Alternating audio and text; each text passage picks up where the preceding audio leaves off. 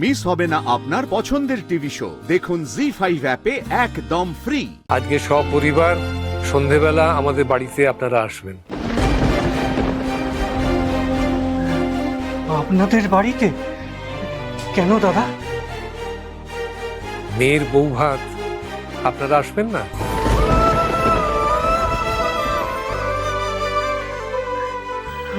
আমরা আপনাদের বাড়িতে যাব? কি বলছেন দাদা? শুধু আসবেন না, নিমন্ত্রণ পেয়ে আসবেন। ডায়মন্ডের বাবা মা হিসেবে আসবেন।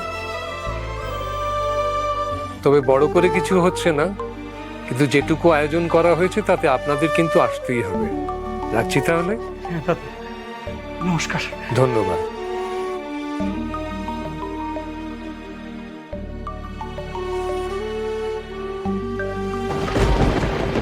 কি ইভিনিং এর ওকেশনে ওই বস্তির লোকজনের আসবে?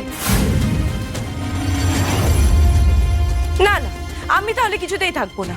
কেন?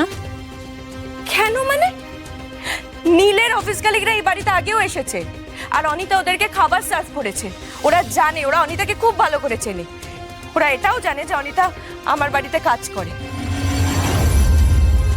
আমি তো এটাই ভাবছি যে ওরা যখন জানতে পারবে যে অনিতার মেয়ের বিয়েতে এসেছে, ইস, ওরা এটা নিয়ে কত হাসাহাসি করবে। মা প্লিজ, আমি কিন্তু হাসির পাত্র হতে পারবো না। আমি আপনাকে বলে দিলাম, আমি এক্ষুনি ফোন করে ওদের বারণ করে দিচ্ছি। কেন সিনক্রেট করছো বড় বৌদি?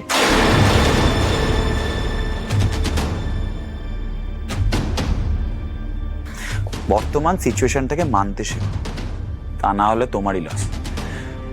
সেটা না হলে কোনোদিনও এই বাড়ির প্রত্যেকটা মেম্বারের সঙ্গে তুমি অ্যাডজাস্টই করতে পারবে না। আমি অ্যাডজাস্ট করতে চাইও না রিদান। বড় বৌমা, আমি নিজে ডায়মন্ডের বাবা মাকে নিমন্ত্রণ করেছি। নিমন্ত্রণ তো ফিরিয়ে নেওয়া যায় না। তুমি এ বাড়ির বড় বউ, কোথায় ওকে শিখিয়ে পড়িয়ে নেবে সেটা না করে তুমি এমন ব্যবহার করছো, ওর সামনে নিজেকেই তো ছোট করছো। তুমি তো একজন শিক্ষিত মেয়ে। এক্স্যাক্টলি জেঠুমনি। বড় বৌদি এই ব্যবহার করে নিজের রুচি, নিজের শিক্ষার পরিচয় দিচ্ছে। এতদিন একা ছিল, এখন দলে নতুন করে মেজ বৌদি নাম লিখিয়েছে। সেটাই তো স্বাভাবিক রিদান।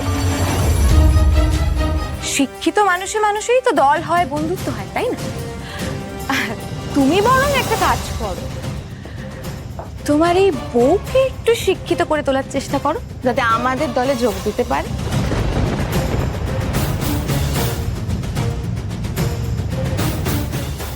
ও এনিওয়েজ, আজকে তো তোমার ভাত কাপড়, তো তুমি আমার ভাত কাপড়ের দিন তো অনেক ব্লগ বানিয়েছিলে, তা আজকে ব্লগ বানাবে না তোমার এই বড়া পাও গার্ল বউকে নিয়ে?